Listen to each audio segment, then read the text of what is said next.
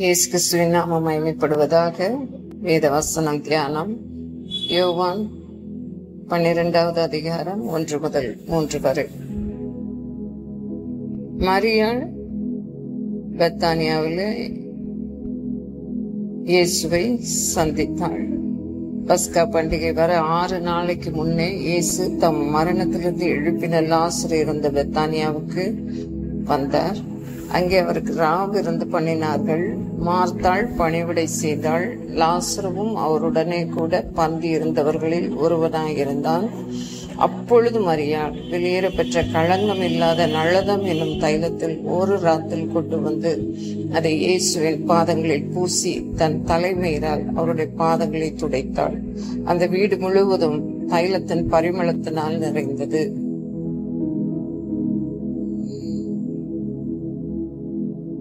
இந்த பகுதியில இயேசு கிறிஸ்து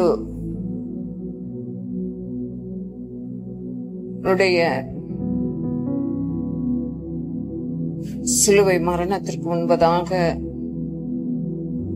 பஸ்கா பண்டிகை வருவதற்கு 6 நாளைக்கு முன்பதாக இயேசு கிறிஸ்து பெத்தானியாவுக்கு வந்த பொழுது அங்கே மார்த்தாள் பணிவிடை செய்ததும் அந்த இடத்துல மரியாள் வெளியேற பெற்ற களங்கம் இல்லாத நளதம் என்னும் தைலத்துல ஒரு ராத்தில் கொண்டு வந்து அவருடைய பாதங்களில் பூசினாள். தன் தலைமையினால் பாதங்களை துடைத்தாள். அந்த வீடு முழுவதும் தைலத்தின் பரிமளத்தினால் நிறைந்தது என்று இந்த வேத வசனத்தின் மூலமாக நாம் புரிந்து கொண்டோம். மேலும் மார்க் 14வது அதிகாரத்திலையும் கூட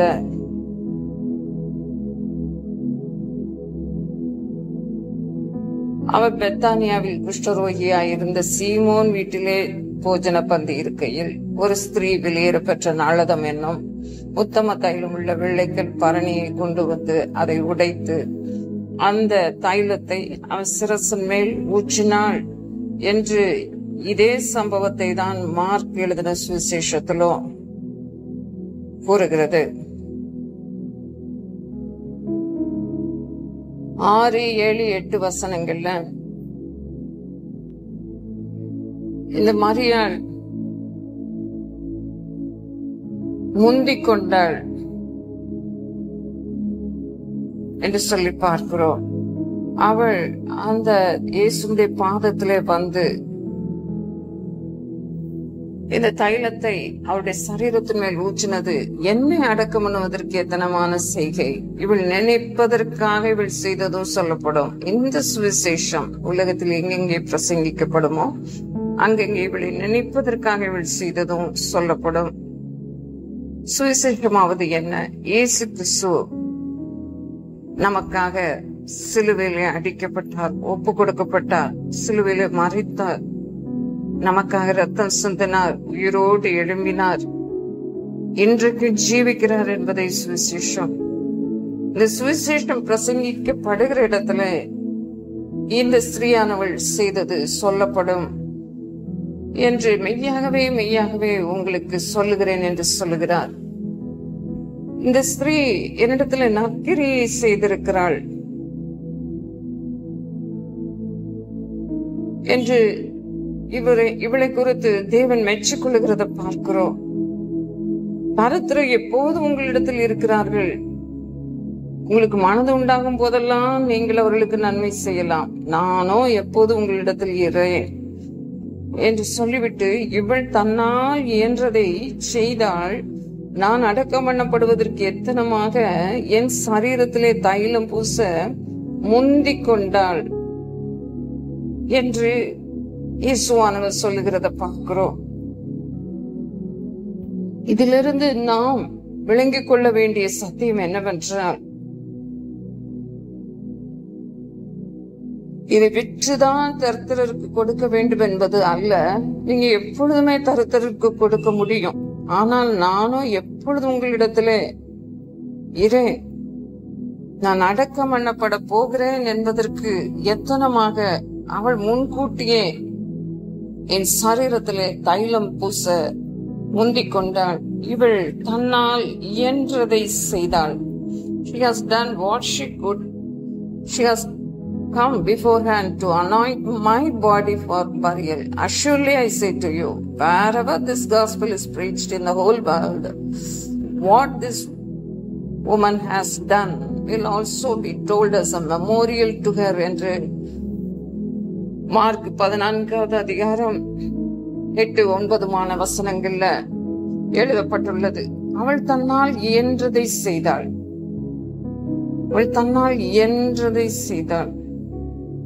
இந்த ஆச்சரியமான இந்த சுவிசேஷமானது, அற்புதமான இந்த சுவிசேஷத்தின் ஒளியானது உலகமெங்கும் ஸ்ப்ரெட் ஆக வேண்டும் என்பது என்னுடைய பிராமிஸ். ஆதலால் இவள் தன்னுடைய லாவிஷ் டிவோஷனை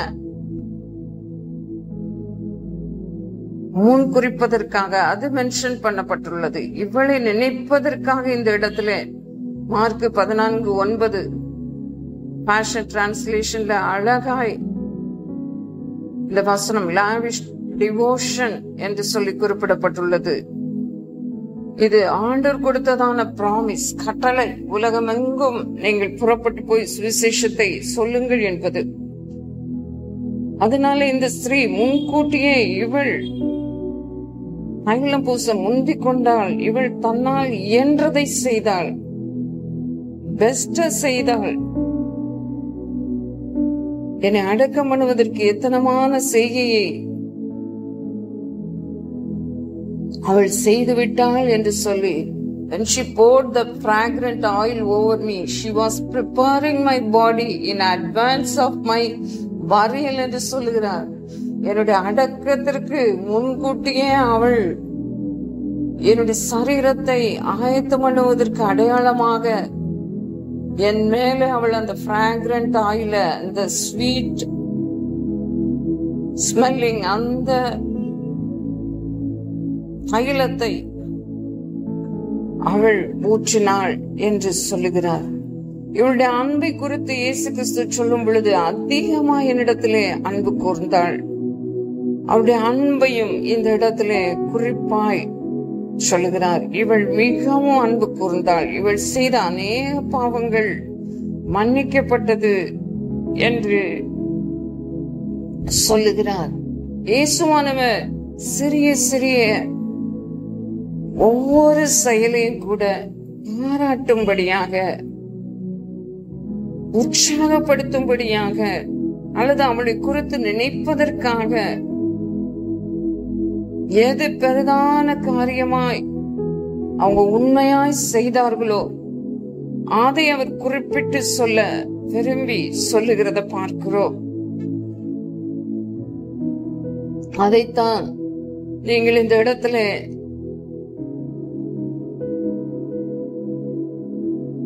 கண்டுகொள்ள வேண்டியது அவசியமாயிருக்கிறது.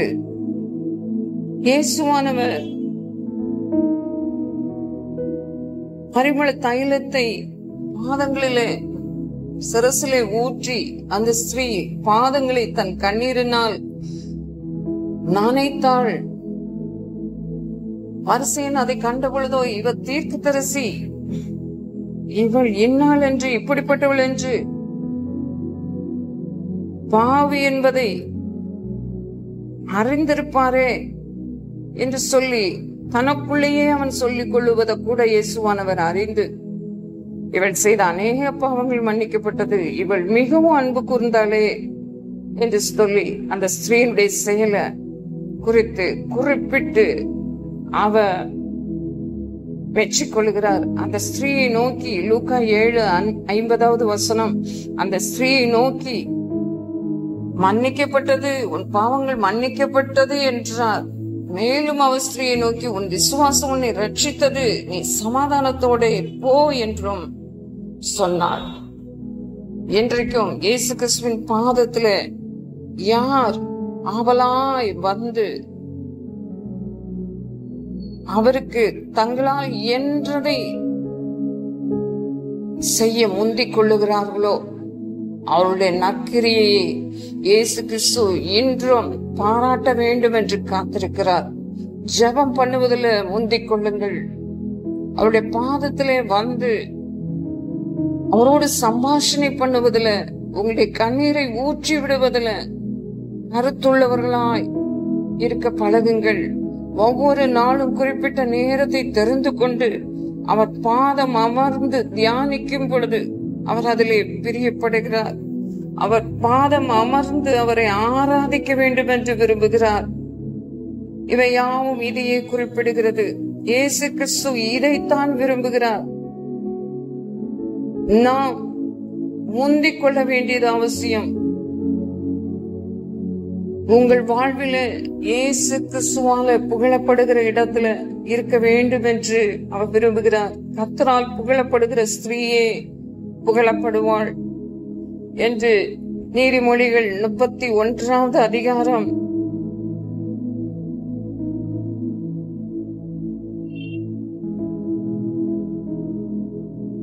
31வது அதிகாரத்துல 30வது வசனத்துல நாம் வாசிக்கிறோம். சௌந்தரியம் அஞ்சனை உள்ளது, அழகு மீன், கர்த்தருக்கு பயப்படுகிற ஸ்திரீயே புகழப்படுவாள்.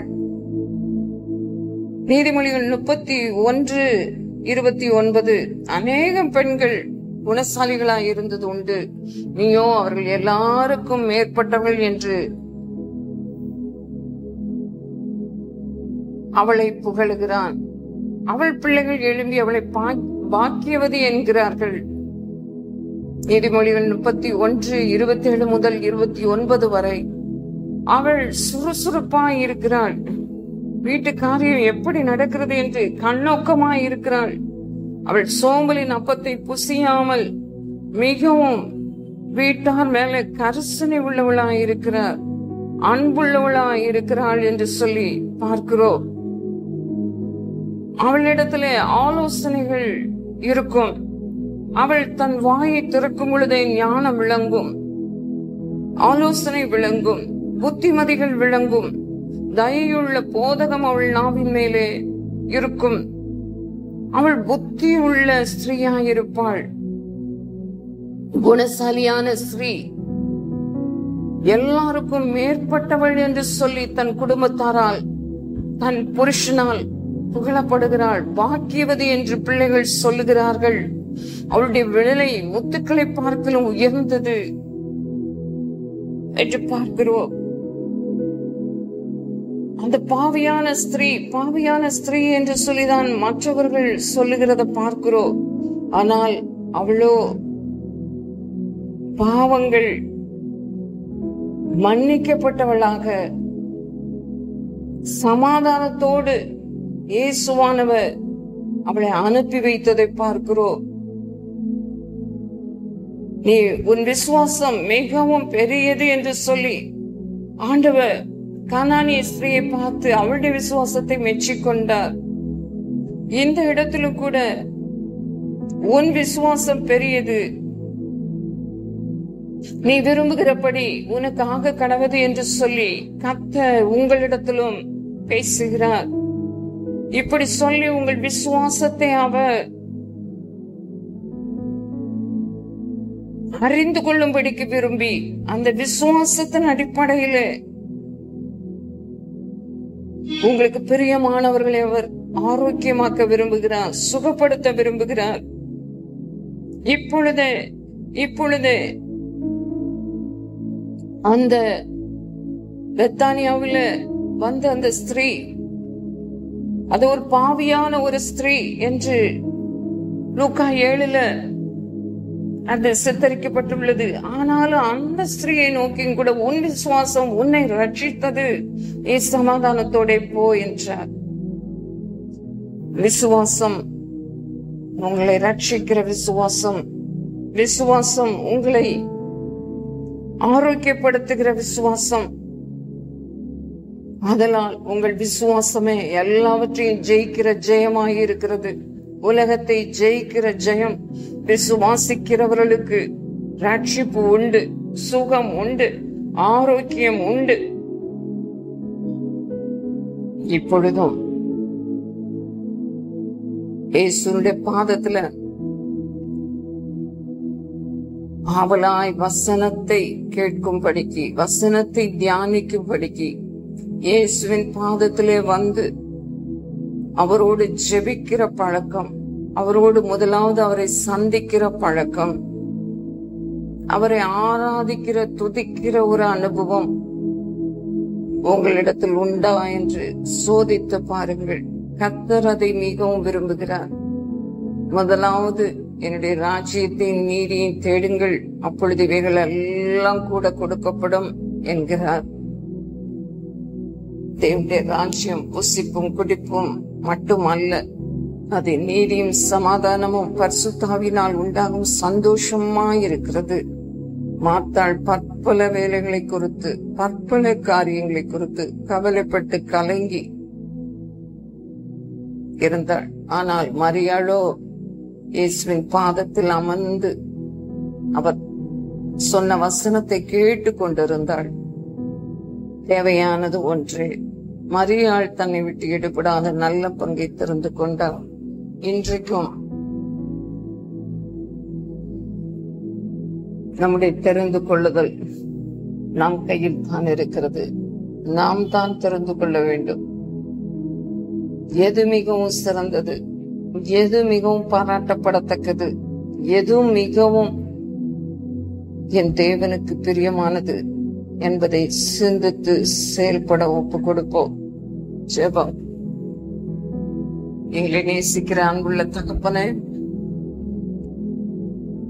உங்களுடைய வாக்கு தத்தங்கள் ஆம் என்றும் ஆமேன் என்றும் இருக்கிறது. நீர் வாக்கு தத்தங்களின் தேவன். உமக்கு நன்றி. இந்த வார்த்தையின்படி ஒவ்வொருவருக்கும் விசுவாசத்தை கொடுத்து, அந்த ரட்சிக்கிற விசுவாசம், தங்கள் வாழ்விலே அற்புத சுகத்தை பெற்றுக் கொள்ளுகிற விசுவாசம், அற்புத செயலை, விசுவாசத்தை கிரியிலே காண்பித்து உம்முடைய நாமத்துக்கு மகிமையாய் விளங்கு ஒவ்வொருவருக்கும் கிருபை கொடுப்பீராக. இயேசுவின் நாமத்தில் பிதாவே, ஆமென்.